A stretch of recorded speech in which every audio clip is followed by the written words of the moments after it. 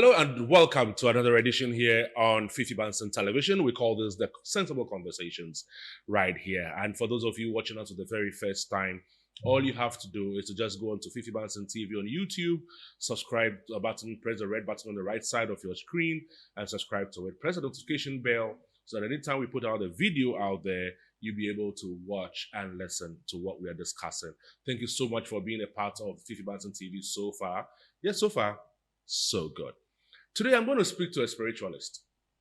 Yes, when I say a spiritualist, he's a poetic spiritualist. Somebody who goes into poetry from hair to toe. And absolutely, his dexterity on the language makes it even more appetizing listening to him, both in our local dialect and in English. I'm talking about a man who's seen it all from a time when he called himself Nat Brew to a time the realization of the African dream became a reality. And he changed his total name to Amanziba. Amanziba is my guest today on the show. A poet, a musician, a traditionalist, and most importantly, a native man, I should say. Good to have you on the show, Amanziba. Yo.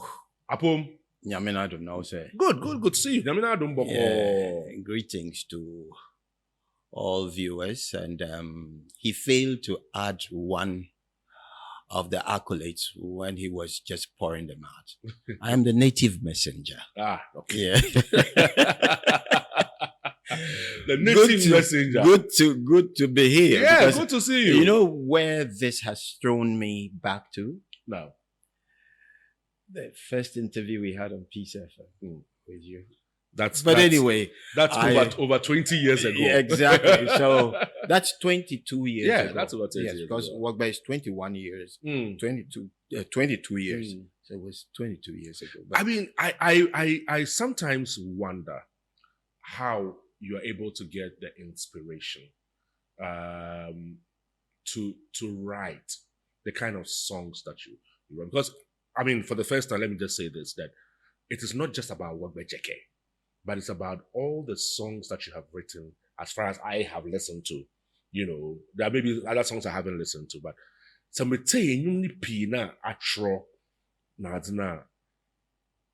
spiritual backing be wodo, kind of. Will I be wrong in saying that you're a spiritualist? See, everybody's a spiritualist, actually. But if you would want to ask me that direct question, I think if one is intuitive enough, then you have the presence of mind to realize that you have some kind of spiritual push all the time in whatever you do, especially when it has to do with words. Because you and I know, if we are to go by the Bible and even nativity, our original, the genesis of humanity, you realize that I haven't seen God. No one has. But even if you are an atheist, you have to know that something caused you to be here. And so that causation, that push, if it was an ant, that probably pulled something for the big bang to happen for us to be here. The ant is God. We haven't. That's why you have so many spiritualists present God in various objects and artifacts. That because everybody has a different experience of him. When Moses saw God up there, it was him. So whatever image he must have had would have been imprinted on his mind. For instance, we are bad to present images of God and whatever. But if you ask Moses to give you his impression of God, he would have drawn what he saw. And so that kind of experience, humanity is centrally operating on spirituality, whether we are aware or not. That is a fact. Because how would I wake up in the morning and then suddenly feel that I have to write something? And I'm not writing something to please myself. But I'm writing, I have a mind. I'm living the dream of when I was 4 years old, that I saw myself standing in front of masses. I didn't know exactly what I was doing, but all I knew was that I was on a podium and I was seeing quite a lot of people. So that... And you were 4? 4. So ask me, decades after, why would I be living the dream? When I was 4 years, decades after, I'm living the dream. So it means that each and every one of us is linked spiritually to the master of the universe. We have to have the idea of God, and we being like bits and pieces, chips.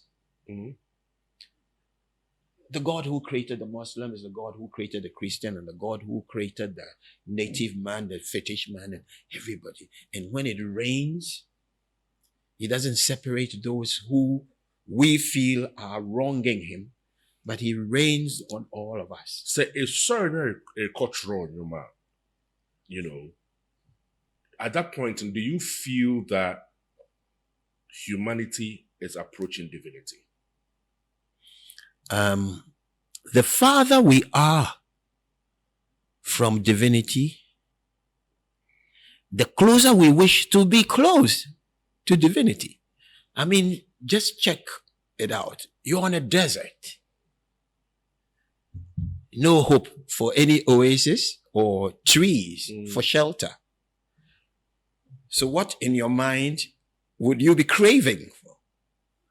Water and shelter. But you are very far away from it. So then that makes you feel that you have to have something for your survival. And so, yes, we are far from divinity, but we are yearning to be close because everybody is feeling what is happening. The good God and the creator of the universe is not going to descend one day and tell us that you are very bad people, so I'm destroying the world. No. When they said the world was going to be destroyed, they were imagining that God will do that. It was not a reality. So they are trying to tell us that somebody has created this beautiful... See, now it's in a way.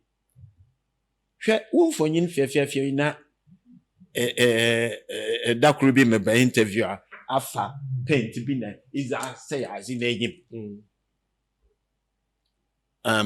please, what would I think is going on in his brain? I would think the man is getting a little bit deranged.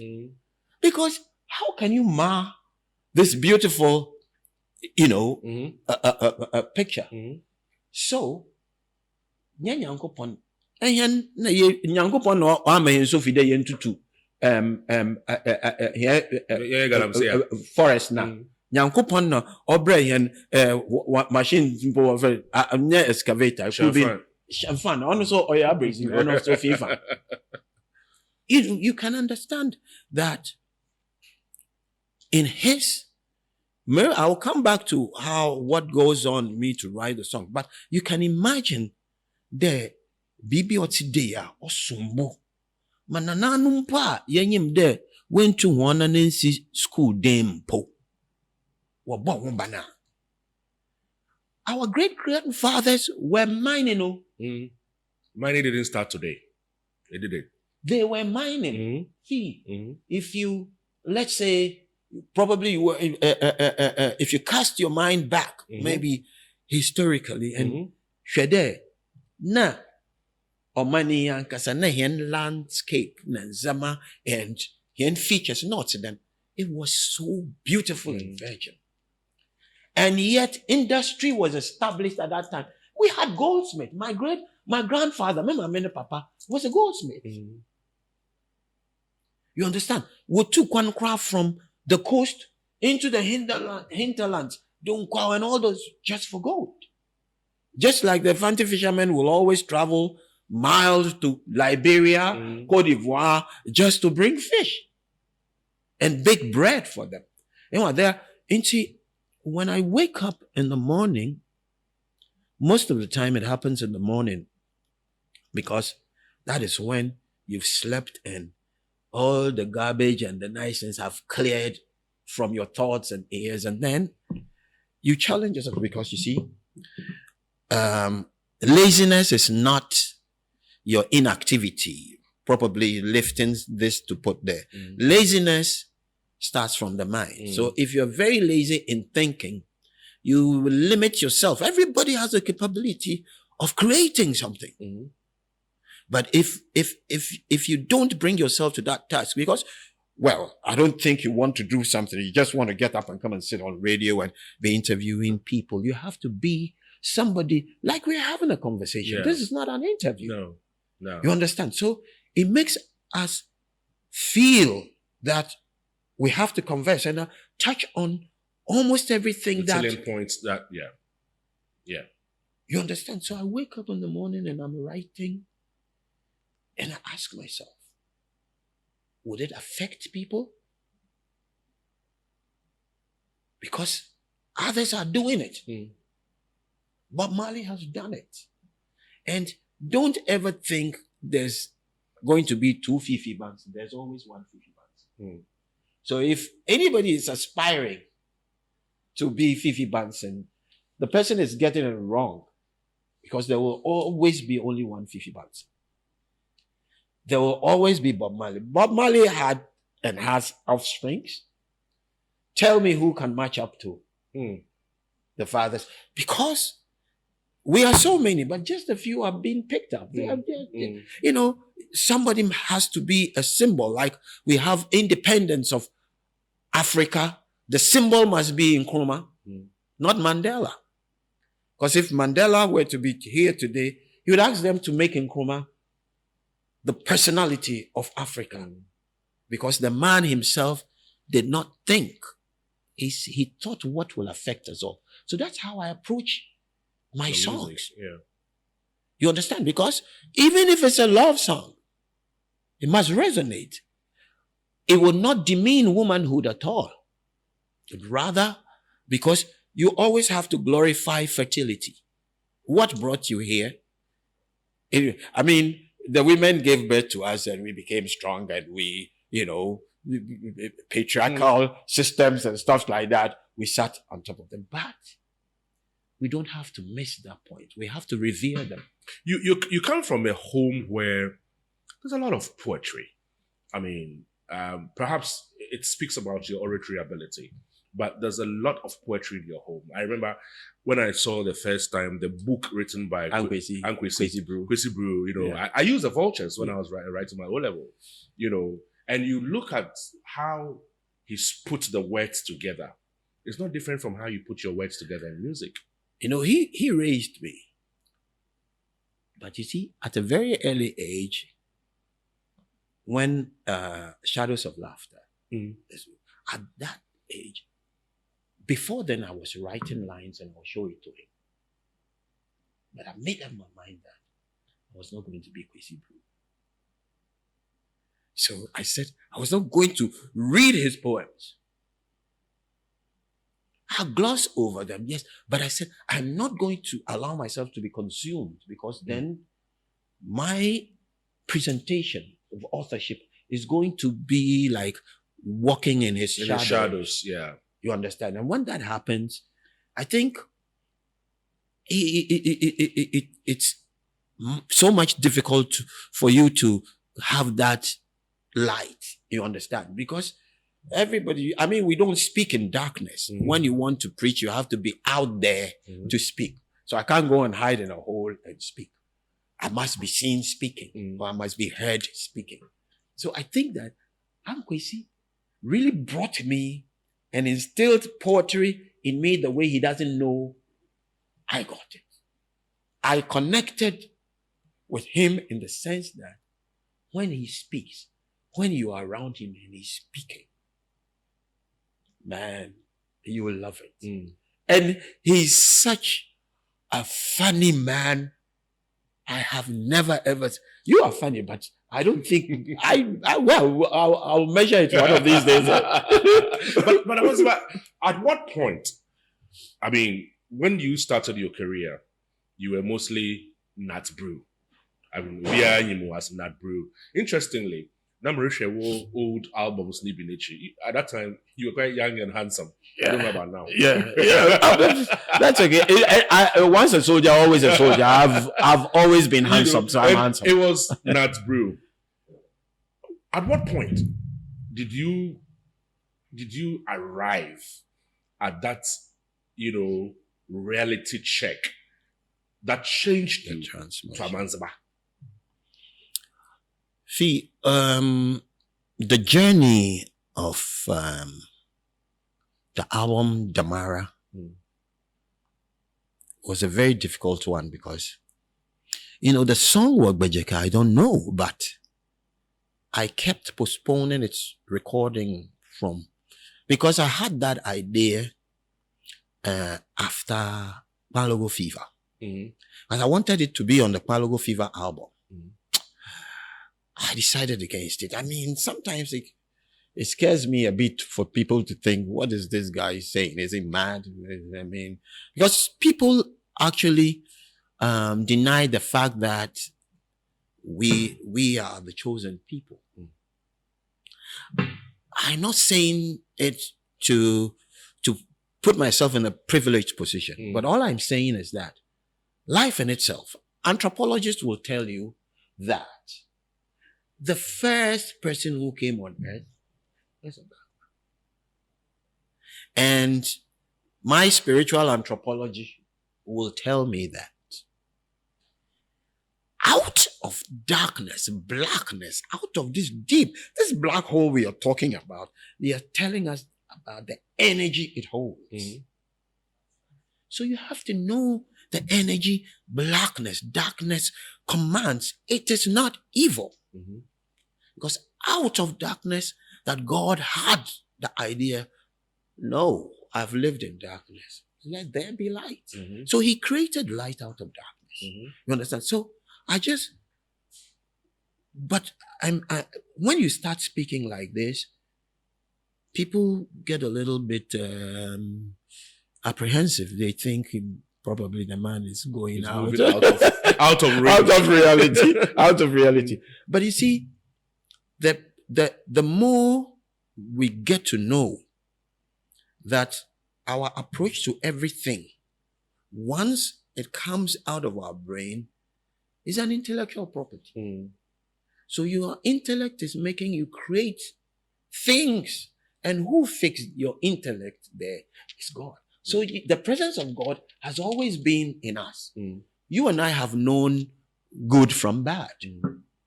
Even though you're always doing the bad things, and a few good things anyway. Well, but I have been doing the motivation is from please, you. please. All the bad things I know. Please. Taught me. Some of these, he calls me bra, but he doesn't know he's my nephew. Yes. But see, so all I'm saying is, I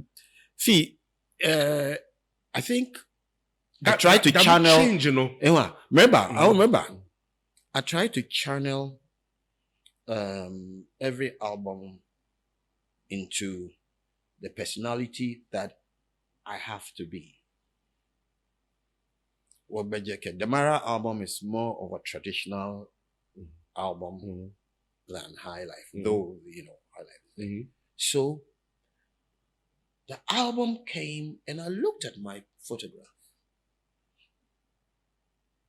Smoothly shaven with my boy. Yeah. I said, no.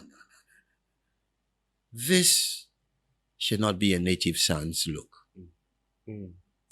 I have been a fan of locks. But you see, I was not able to grow my locks earlier because I had a problem with my hair.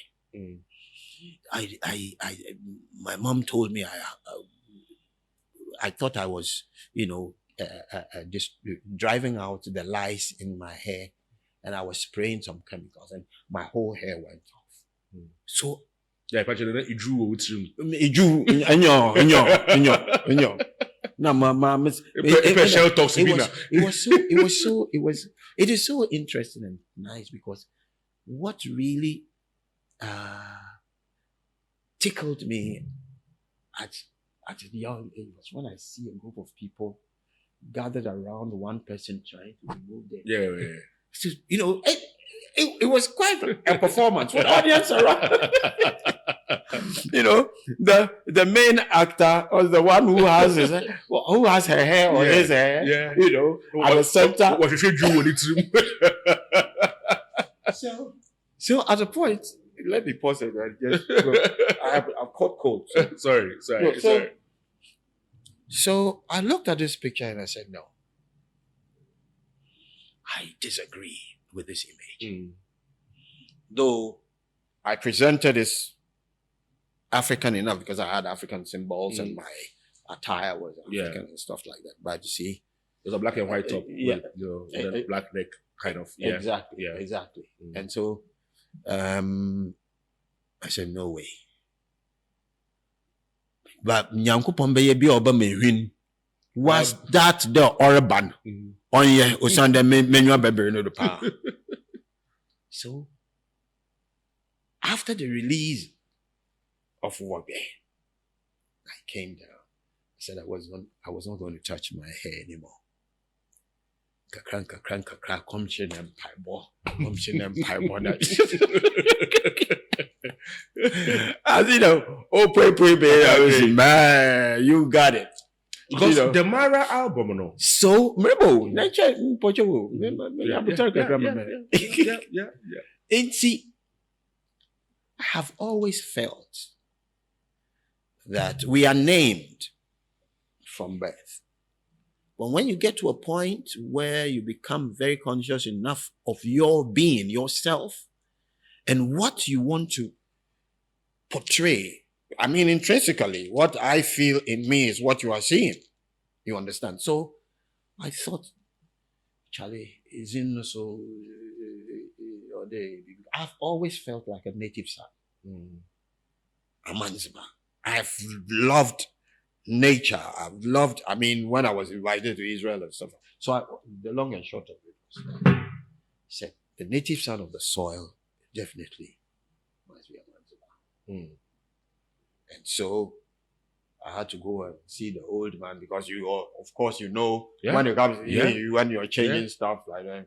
I mean, reluctantly, but you see, I had proven to him that his opposition to my being a musician, the reasons he hinged his opposition on, he got them all wrong. Because when he heard my first album and anytime he got to church, why him fancy Methodist for. So anytime he got to church, his friends would think, "Uncle, yeah, Uber not all has to do. What they in right there? Now I have a phone proudly. A friend man, Nat. Yes, Mr. Brown so pedo. I would prefer me. I would prefer me. Then I will oblige. We go and say hello to them, and they tell me how proud they are about me and stuff like that. But my father's opposition was that in our area, they didn't go. Accra, Jamestown, down there. Charlie, you see musicians, ramblers, black beats, and their lifestyle. Man, Charlie, they're smoking, they're drinking, they're women. And the old lady is always up there in the window. Up there, I know. And so, but my father loved music. So whenever he's in his mood, very high mood. Oh, Charlie, we enjoy all kinds of music in the house. But woe betide to say this is what you want to do, music. Oh, boy. What do you say to people who think that the Demara album? I mean, let me go back a bit. Misha Fiti, even before Nacorex, Misha Ama, you're all that I need, Ama. Misha from I will need this baritone voice and reorchestration of Hammer. Yo, That I need. need. Oh yeah, I'll need You that. know, there's a bit of music in my home anyway. So, Of course, you know, I mean, once we come from the same home, and Pano, yeah, then you know, but Meshefiti Ama all through Nakrex, there by Mihima, there by Palugu Fever, there by all the way. So up and there to love songs. And one of the love songs I love most from your album is Efiejewa. You know, Moshe, all not because of, but so you're biased. You're biased. Okay. You know, but that song was superbly put. I mean, when you're doing love songs and you're doing spiritual songs, you know, or a bit more of the patriotic songs, Biakwe and all of that, you know, I kind of find it difficult putting you in between all these three. But how do you separate the three?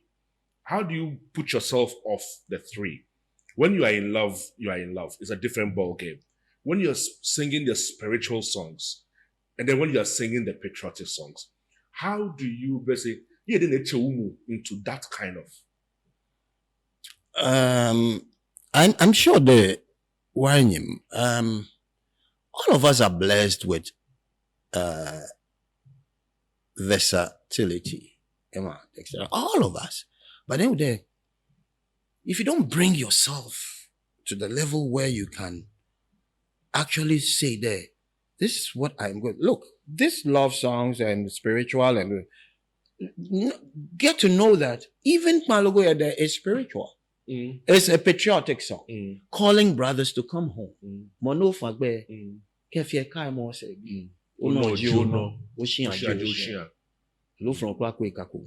So these are, but you know, sometimes the audience and the music lovers get consumed by the rhythm. As soon as so I try as much as possible to give them that and then bring them down to, you know, most of the spiritual songs are mid-tempo. They are but slow. So if you bring them down, Wogbe is not too much of a fast song. No, it's a rhythm that is, you know. So when you bring them, then they can listen to what you're saying. Because one of the most surprising things that I hear people say when they are referring to Wogbe specifically is, you know, so that then what is this guy saying? At least people pay attention to that. So I bring myself to that. No, music, if you separate spirituality from music, you've got it wrong. So you agree that Wogbe is a spiritual song? Every song. Yes, Wogbe, there's no doubt about it. Because, like I said, because it speaks about the history. Yes. You know, it speaks about the history of this country and, you know, and our people. And you know, surprisingly, people think that I went to Israel before I released the song. But I released the song before a group of African Americans heard them. They loved the rhythm. So they asked somebody to do the translation. And when they got it, says, oh, wow. He says it from Israel. I want him to come to Israel and see some of the things that he's saying. So subsequently, I was invited and I got there and we went to places. Oh, like, so before Wogbe had not been to Israel? No. So it was after? It was after. Israel, Egypt, Ethiopia, Sudan, that had came, not gone there. No way. No way. Ayikushima, you know, Ayikushi, the Ghana traditional part. Ayikushima, you know, what he make, what So Timbuktu. So we come the ancient Ghana before we came here and all that and all that. So when I will always say this because I mean it's too much of a cliche here, but it is my experience. So I'll always say it. When we got there, they said, oh, we want you to see some of the and hear some of the similarities, you know, in your native language and Hebrew. So then we got to this all white children's school and we greeted and we asked the teacher why our reason for being there. So that's fine. So then we asked one of the pupils, the kids, so can you tell us the name? Because these people knew already. So they told me to ask them so that it will confirm what they have told me. So I said, what is the Hebrew name for male? A male. I mean, what's it? Bein. Bein. And then the Hebrew name for beauty is Yafeh. Oh, wow. And you see, they wanted me to go through that. Mother is Ima. A whole, languages that I gathered. But you see, what shocked me was the city, the oldest city in the Bible, Jericho. Mm-hmm. When we were in Jericho, 90%, I didn't even see a white person in Jericho. Mm-hmm. Full of black people. Like us, like, Adokwe somewhere or Ajay somewhere or, Kofi. You would think that this is our people. So they took me to this village called Shegev Shalom. And Shegev Shalom is a purely black neighborhood. Village in Israel. Then the chief came. They announced our arrival, and then the chief came. When the chief arrived, I was shocked. A solid black man sit there with a cloth tie around his waist and some jumper. Then I asked him, "Are you from Israel? Are you Israeli?" He says, yes, he doesn't have a passport. How did he come here? Can you come to Israel without a passport? What's he? My father's great-grandfather's fathers come from here. He has never been out of Shegev Shalom. And he knows he has relatives in Egypt, Sudan, Ethiopia. And you see, we are just one people. Spread, this continent is ours. Mm-hmm. So we lived everywhere until the unfortunate, incidents of colonialism and stuff like that. But let's not even push this. So I'm saying that at that point, I realized that, hey, the carrier of the message should not have this name. So I told them that my middle name is Native. Amanziba, the native Hebrew. Yeah, that's me. So, see, I have never ever thought of sitting down to write songs to please anybody. All I do is I measure people's emotions, see what they like. Because, look, the last time I released, it's almost a decade now. Yeah. But you ask yourself, why do I still remain in the mix? Because you have to give longevity to the music you record. It must be timeless. Precisely. You won't believe it if I tell you, I know, you know.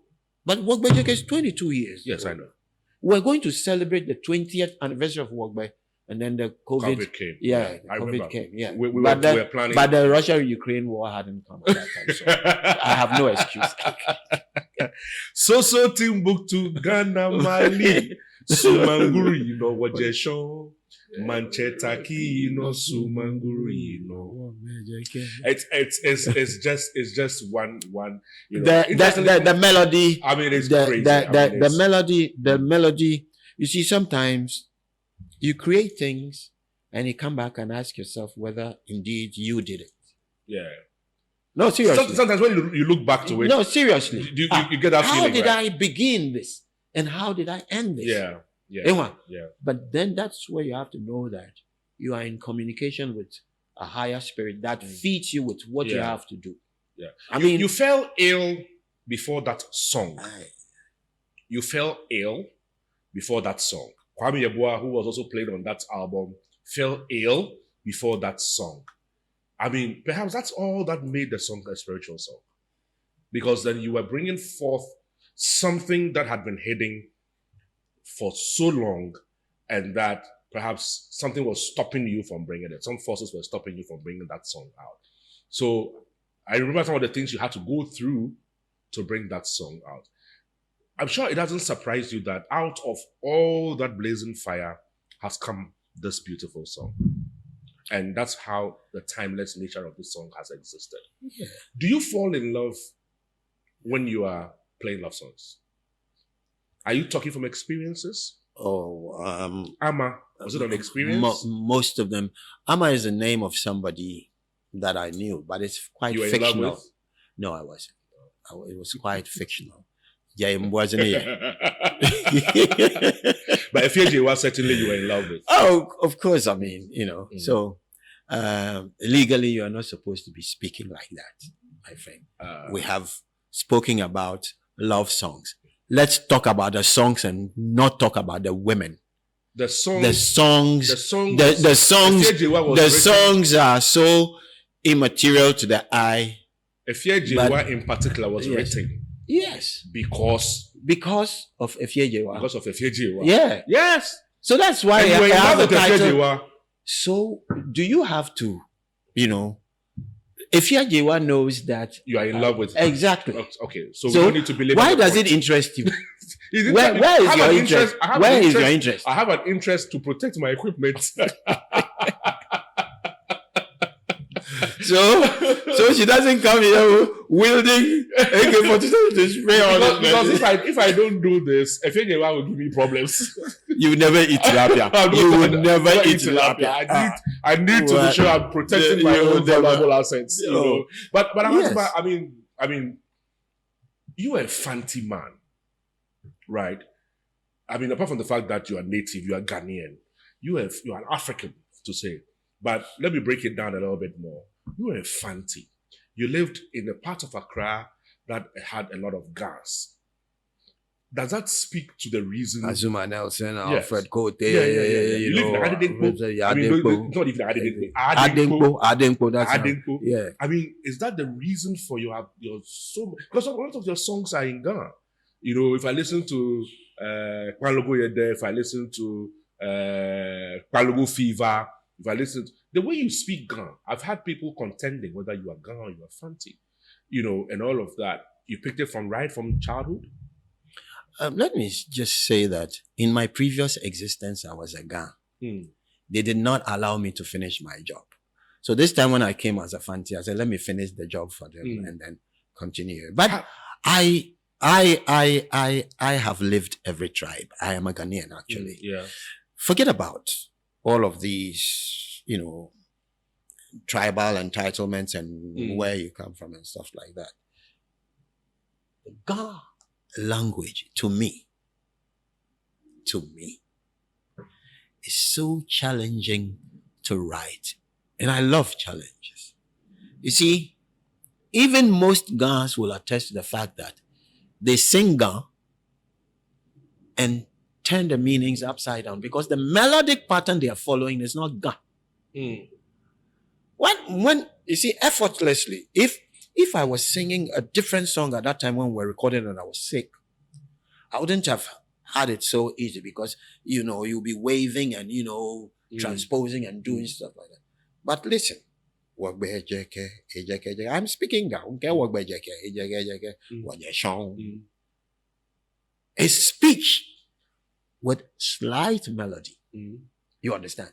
So I like, most of the time, if I have something that comes to me in English, let's say, if I have to apportion percentages to what comes to me naturally, about 60% of the songs that I do naturally comes to me in Ghana. You understand? And sometimes people think that you sing Ghana, so you speak Ghana very well. They don't know the difference. You have to understand the meaning and be able to command it to sound quite authentic. I don't speak Ga more than the Ga people speak, but I speak Ga according to the direction I'm having and the subject that I'm addressing. Ga for romantic songs, beautiful. Yeah. Ga fanti, ewe, for romantic songs, fantastic. And Ga for Jama, fantastic. Yeah. And along the coast, we have all of these similarities. So when you start drifting off to the central region, you are having your Adenkum, Konkomba, you are having Osode, you know, all actually, of the rhythms could be the same. That's what I'm saying. The rhythms could be the same. In fact, Osode and Palugo, the only difference is that whilst the Palugo were actually the Osode will go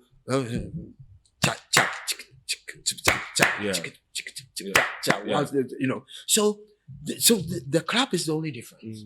So you get to the coast and you so they remind me of CK man. Oh, na Papa Yans. Malamuna Kurume. Oh, na Papa Yans. But Uncle Bo is there.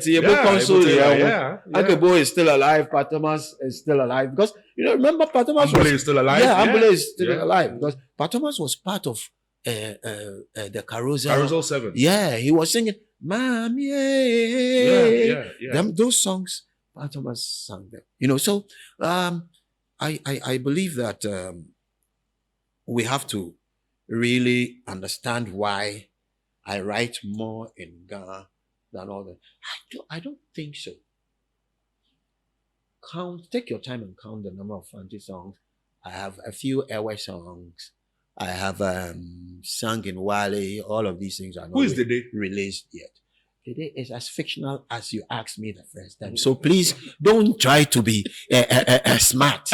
We've been on this road. But you know, it's one of your most beautiful songs. In fact, I had a rendition. I listened to a rendition from a young guy. I've forgotten his name.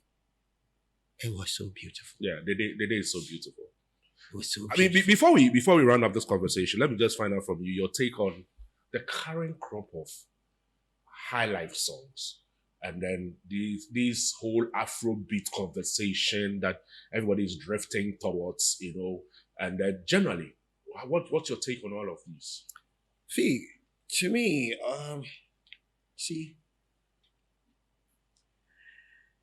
music is music, and I believe that just as we wake up and we want to eat balanced diet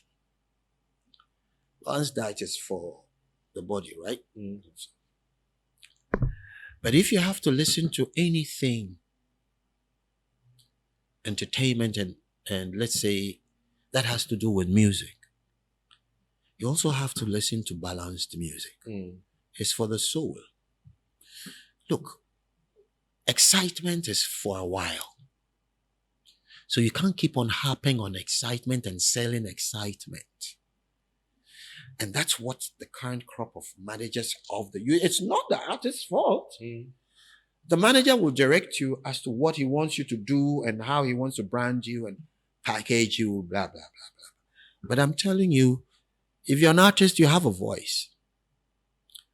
Sometimes you may have your dream, like this is where I want to go.